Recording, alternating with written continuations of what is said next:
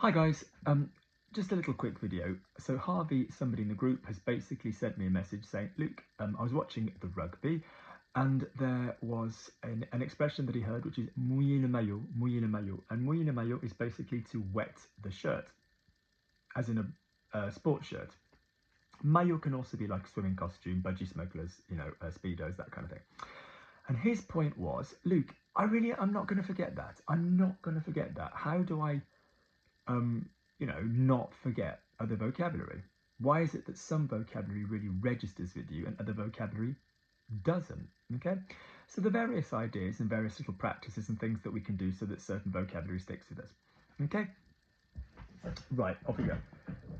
The first thing, if I'm really being honest, is, and this is in no particular order, is there a really obvious mnemonic? Is there a really obvious technique that will help you remember it? So sometimes the word might be a little bit similar to the English.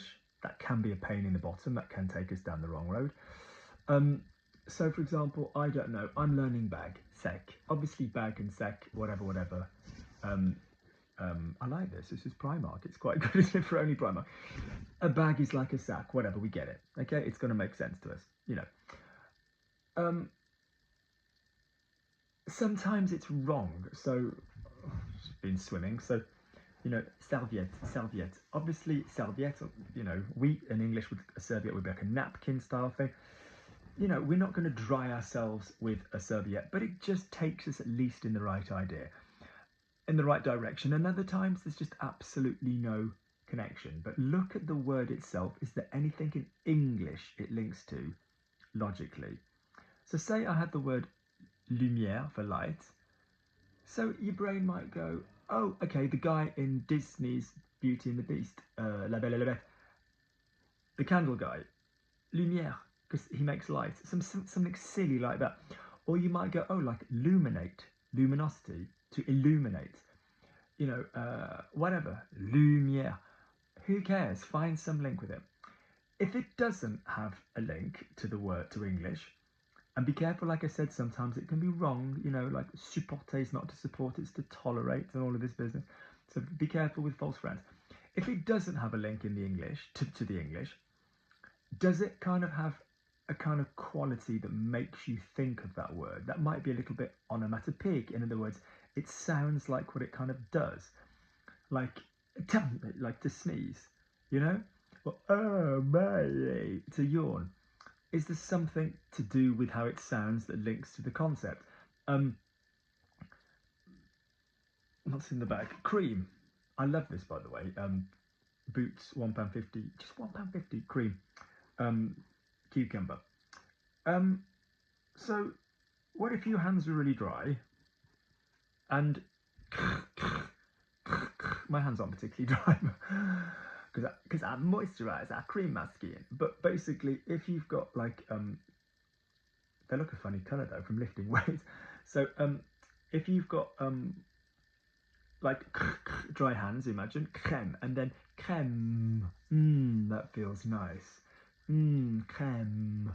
Whatever. Or what else is that? Brosse. So imagine you were brushing your hair, it's gone all smooth. Some silly little thing that you can that will link, and you'll remember that silliness. You will generally remember that silliness. Okay. Next thing, as I said, it might be that you like a word because it just sits well in your voice. It could sit well in your physicality. It could sit well with your lips, your teeth, your natural accent, and all of these things. Look what your neutral is. So say it with the most unbelievably in your own accent first. So, mouiller le maillot. So any reason why that mouiller le maillot? There might be a reason why the sound, you just like those vowels. There might be a reason why that sits in your mouth, and that's particular to the words, and you have to accept that. But what you can do to facilitate this is do two very opposite but equally powerful things. The first thing you can do is to take it deliberately as far away from each vowel as you can. So you're going to go mouiller le maillot. You're going to go on the vowel journey to try and to remember the line of it. And then you just make it really the opposite, and just throw it out quickly. Mouiller le maillot. Okay, so that your mouth has got the experience of saying it quickly and also slowly. You could do a consonant press, mouiller le maillot. So just say it a few different ways. The next thing is to visualize. Visualize the word. Visualize the word. So for example, if I was teaching somebody to close the window and I'd go, close the window, fermez la fenêtre. Do this. Fermez. Picture it. Picture it. Literally, what are you closing? I'll say to somebody, what are you closing? The door. From which room? And they think I'm ridiculous. I'll say, which room are you going to and from? If I say close the door, fermez la porte.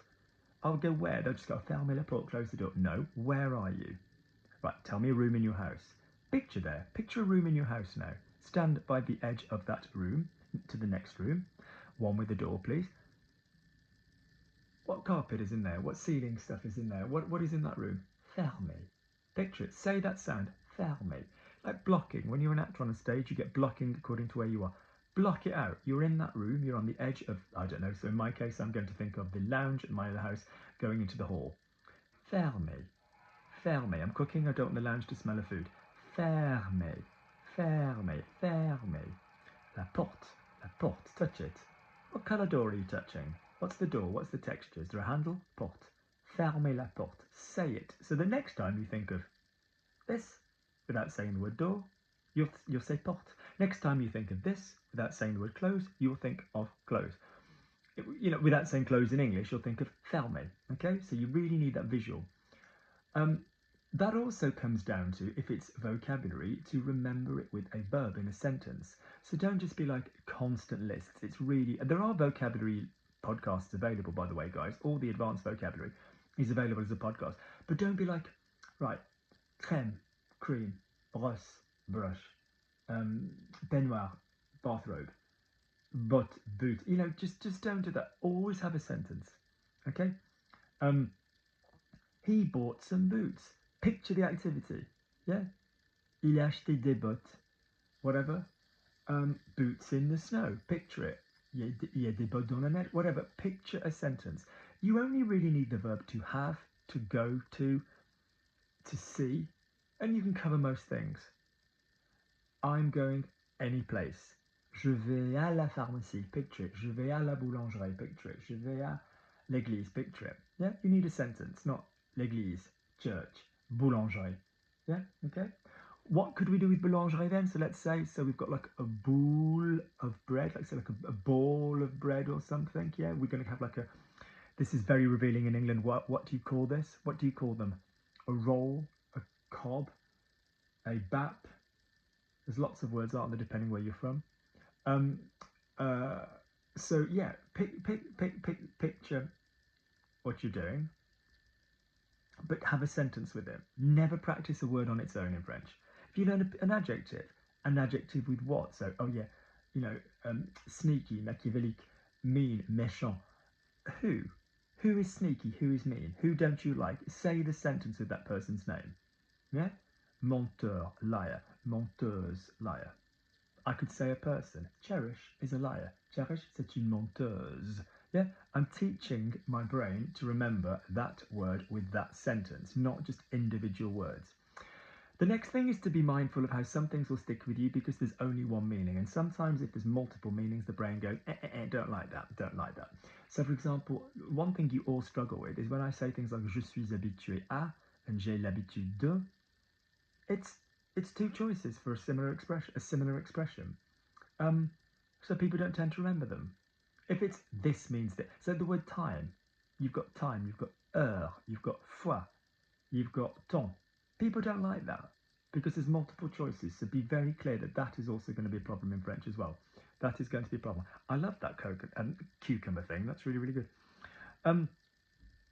Another thing. Something will come, if you say, you'll say, God, there's just no way that I'm going to remember that. There's no way I'm going to remember that. Change one thing. This trick is really useful because so the example that I always give is, if you were to go to a supermarket tonight and you're going to buy onions and you're going to buy whatever meat and you're going to, minced beef and you're going to buy tomatoes and you're going to make, spaghetti bolognese, as you're walking around the supermarket this evening, you can completely picture those ingredients that you need. It is absolutely epicentral in your little life. And if I suddenly say to you, what did you go to the supermarket for 6 weeks ago on a Thursday at 7 o'clock? You'd have no damn idea. This is literally how language learning works. Yeah, you think you've got something, you've paid attention, you've watched this idiot in a video, and you think, I've got that. No, you haven't. You need to use it in conjunction with the language centre, different parts of your brain. Change one thing. So in other words, if you hear a sentence and it's like, Je me souviens de la crème, I remember the cream, I'm going swimming. Change one thing.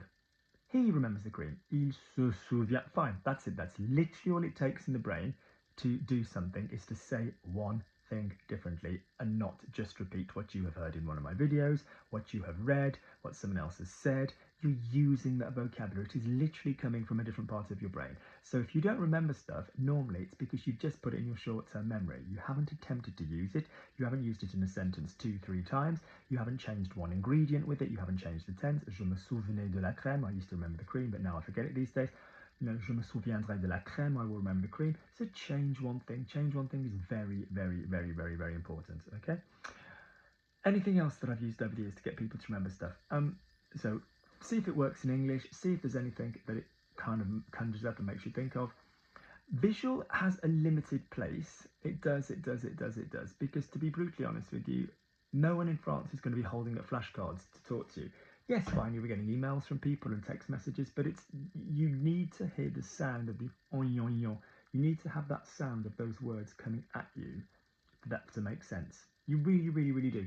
One of the reasons people often fail is that they purely learn visually. Yeah. So if you're watching subtitled content like Friends or something, or on YouTube or anything on Netflix, I always say Friends because they just speak so much in those videos on YouTube. But anything on Netflix, one of the reasons that that's great is you can read along with the subtitles, but read out loud with them. You know, read out loud with them. Other things that you can do that I've done over the years to get people to remember vocabulary. Yeah, like I said, make a sentence with it, a proper sentence with it. Let yourself hear your own voice with it. Picture it doing it. Picture it with your hand doing it.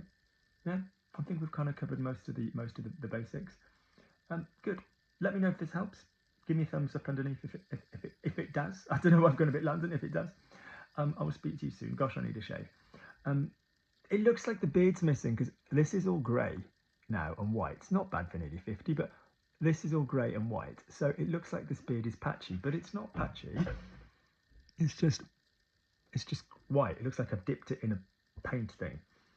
And I did put some Just for Men on it, but two things happened. One is I had a really, really, really sad and upsetting conversation with somebody I care about very much.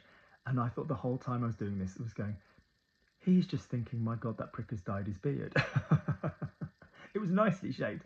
And the second thing was a little person whom I'm very fond of was like, no, I like you looking like a dad and not like a brother, so don't dye it again. But it does look a bit stupid.